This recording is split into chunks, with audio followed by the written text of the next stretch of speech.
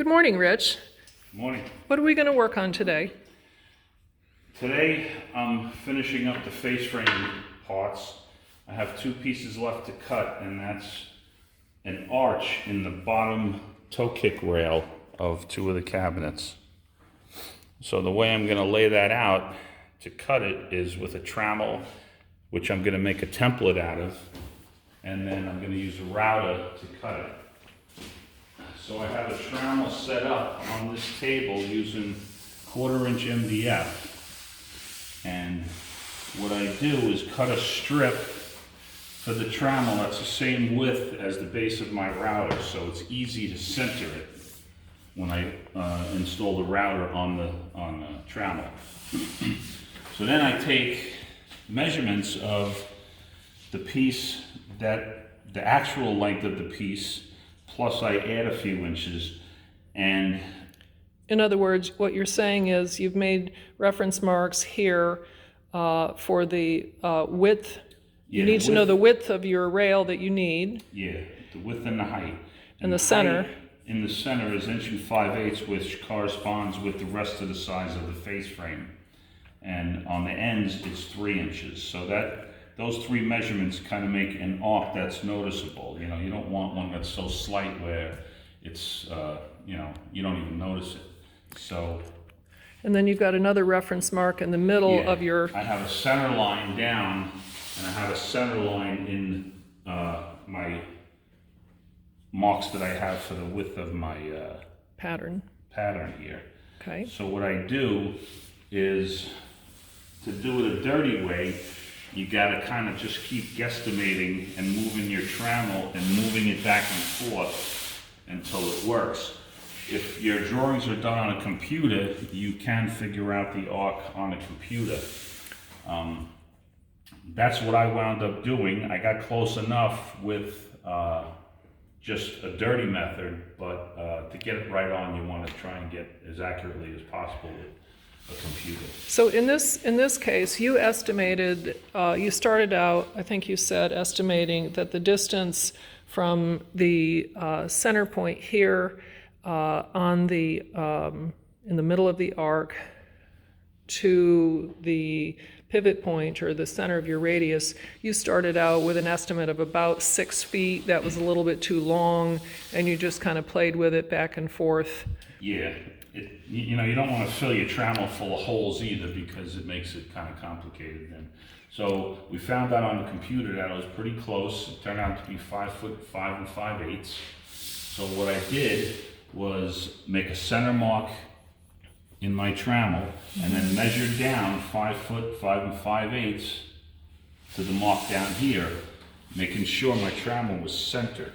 So now what I do is I have my reference marks for the bottom of my face frame on each end, and I have a center mark for the height in the middle. So you just take a pencil, put it on your center mark, and pull your Trammel, and it turns out to be exactly the measurements that are on the plans. I'll say, good for you. So now what I'm going to do, I'm going to leave this long a few inches on each side, cut it out. I'm going to use the Trammel and mount my router. So now the router center is going to be offset back half the width of the table on the router. And so you want to transfer that to your Trammel and mount it on your sheet here. Is that the idea? Yeah, so now you want to find out where the leading edge of the bit is. Is it really critical to always know what the exact dimension is of that radius? Are there other ways that you can create the arc shape? Well, you can use anything. You can use a garbage can cover. It all just depends on what you want to use for a curve. In this case, you know, it's plans done on a computer, so we could do anything we want and actually see it and what it looks like. So now I have the leading edge of the bit on my jig, so now I want to mark it on the edge. You've squared up a line from the cut edge of the blade, and then you've transferred that to the side of the trammel itself. I see. So now we know what our length is of our trammel. So what I'm going to do is line that leading edge mark to the top of the arch. Okay, so now I want to measure from my leading edge 58 and 7/8. 5 feet 8 and 7/8. 5 feet 8 and 7/8. Okay. I want to square that mark across. And I want to make sure I'm in the center.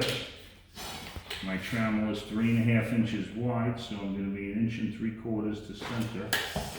Setup is ready to go. You've got the trammel screwed down at your pivot point here at the center of the radius. So we know our radius is right. And what I'm going to do, another point to consider is if you're off a little bit with your bit and you're below your mark, you can always take the material off the top of the piece, which will size it exactly the way you want it to. All right, well, it looks like you're going to be awfully close here. And then when you're using a router, you're always pushing a router. You never pull a router. Okay, so why don't we follow you as if we're standing behind the tool right along with you here. Okay, so I'm going to just start it. And let it come down.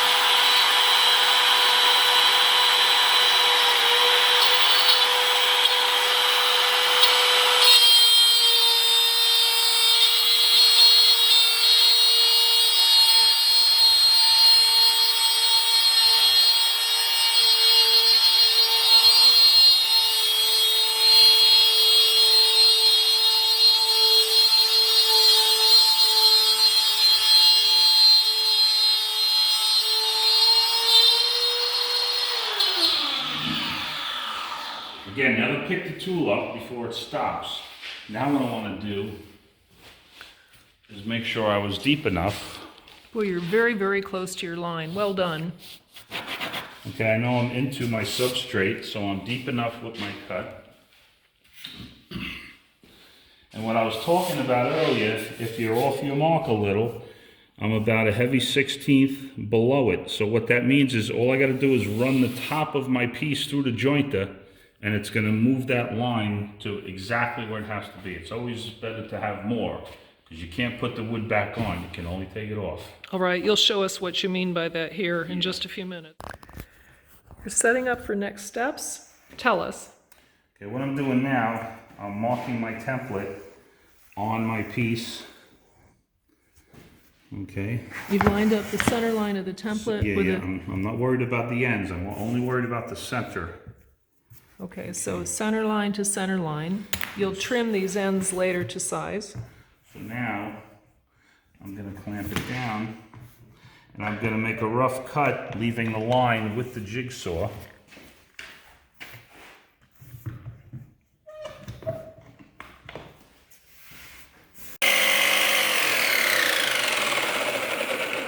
Okay, now the reason I stopped is because this is a long piece. I want to support the end that I can't get my hand on as I'm cutting.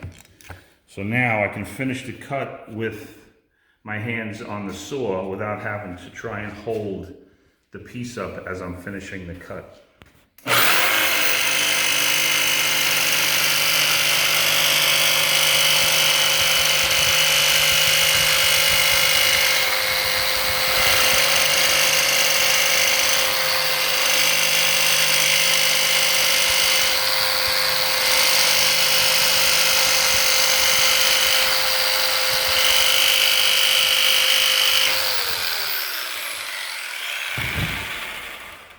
So now you can see the end is supported, and it makes it much safer to.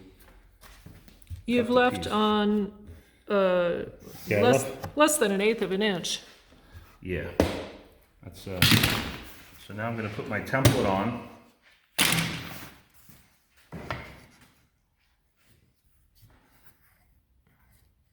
Again, lining up in the center. in the center. You know, you don't have to use gauges and all kinds of weird tools to do this. You just use your fingers, you know, to line it up. You got plenty of feeling in your fingers to do that. I'm going to use a different bit. The bit I used to cut the template was a 1/4 inch straight bit. The MDF is very soft and thin, so I had no problem cutting the template with this. I don't want to use this to cut the wood because it'll just heat up and break. So I'm switching to a 1/2 inch top bearing pattern bit, it's called. And that's to use for exactly what I'm doing right here.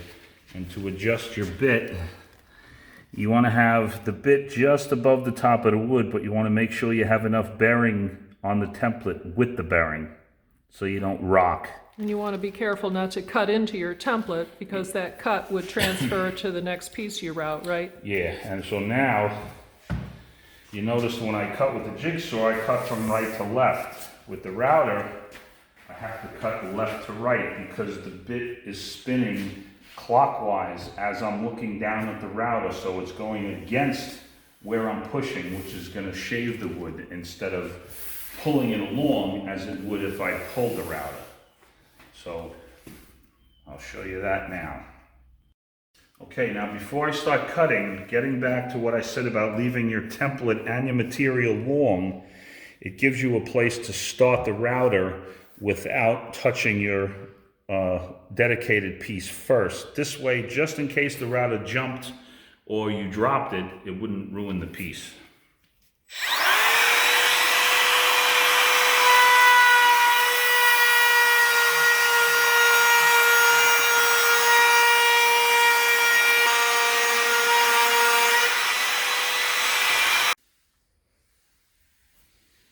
How does that look to you? Looks good. You always want to go over it at least twice, you know, because you may have rocked the router and missed a spot, but you know, by looking at it and feeling it, you can see it's as perfect as a template. You've exactly duplicated the contour of your template, and that's the point. You know, it takes a little more time than just cutting it with a jigsaw and putting a sander on it, but it's a much better result.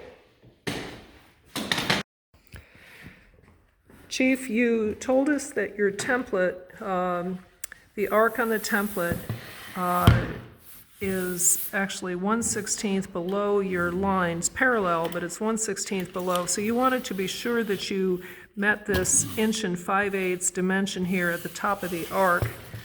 So I know I want an 1 5/8" finished. Right now I have an 1 11/16. So I want to take a 1/16 off the top of my piece, and that will make it exactly how the template was. You can see the mark from the template on the piece still. Mm-hmm. So my piece is measuring an 1 11/16 now. Okay. So, Well, you'd never get that, you'd never achieve that on the table saw. So how in the world?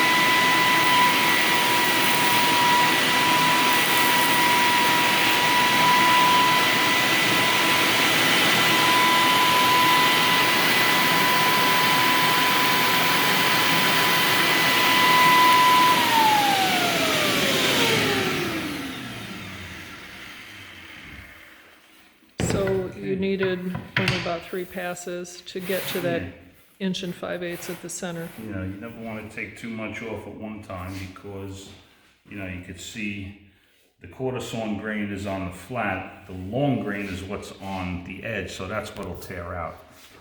Okay, and so the only other step to size these will be to cut the width at the 27 1/4 inch dimension that you need, and that comes here in a few minutes.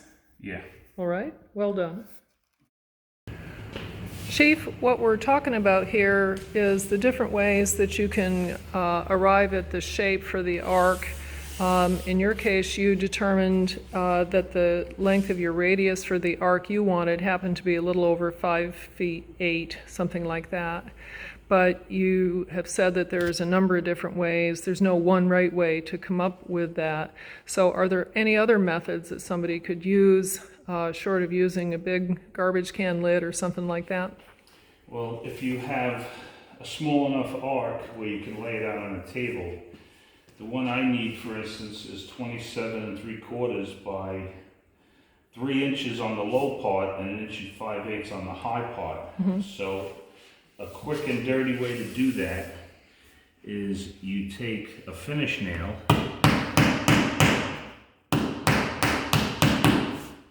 and tack it in your low corners.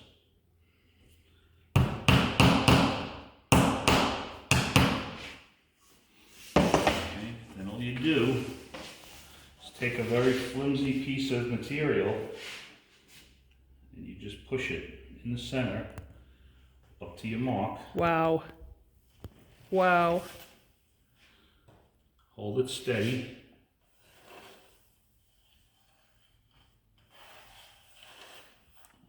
And that's your arc. Very nice. That might not necessarily be a perfect circle, but who cares? This is the bottom rail of a cabinet in a credenza desk. That might be the simplest method of all, huh? This is just one way to do it. This is not the way to do it to make a template, because now to make this into a template, I have to cut it out by hand and sand it to as good as I can get it. The other way would be to use a Trammel. You always want to make sure your edge of your stop block is clear so you don't have pieces in there holding it off. When you say clear, you mean not filled up with dust? Clear debris or dust. Okay. You know, what a lot of people will do is make a back cut on it. So when it's on there, there's a place for dust to be pushed in it as you're working, so it can't pile up and then you can just blow it out.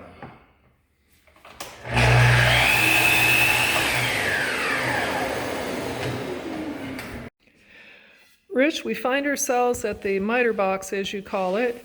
You're sizing the rails and stiles for the face frame of the cabinet. Tell us what your process is in setting up for this. Well, I'm just cutting one clean end.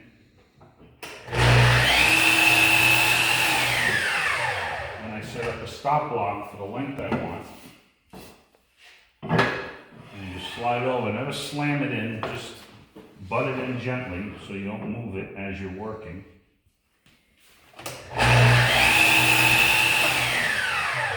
And don't move anything till the blade stops, because it'll throw this little piece somewhere. Right. And it could be in your face. Or across the shop and break a window. You hear stories. You've got a cut list for the quantities and lengths that you need. Yeah, and when I cut,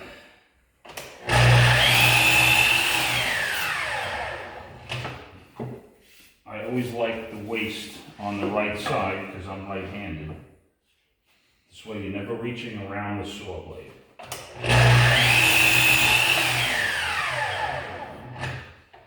See, if you noticed when I cut the first clean end from this side, I was able to pick the blade up because there's no danger of that piece getting caught because there's nothing for it to jam to. In the instance when I cut it,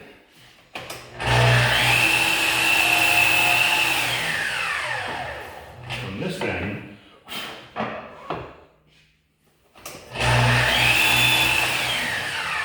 now I have a piece for it to jam to because I'm stuck against this. And if I tried to lift it up, it could lift this up with it and jam both pieces.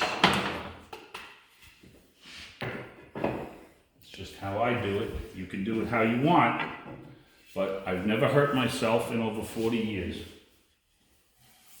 Always pay attention to the tool, never get distracted, and always listen to the tool. It will talk to you. And another tip also is once you finish the cut, just pull the piece away from the blade, then you can lift it up. All right, you can show us what you mean by that.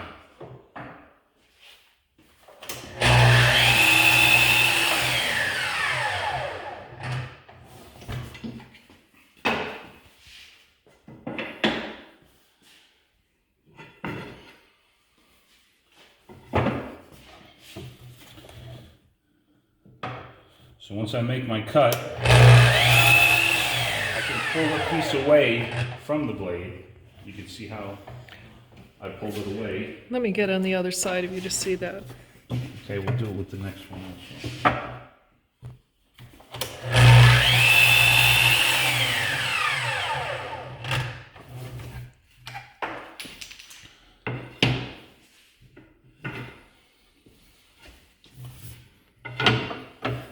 Squaring the end.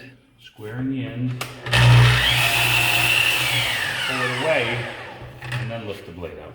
This way you'll be binding it in the blade.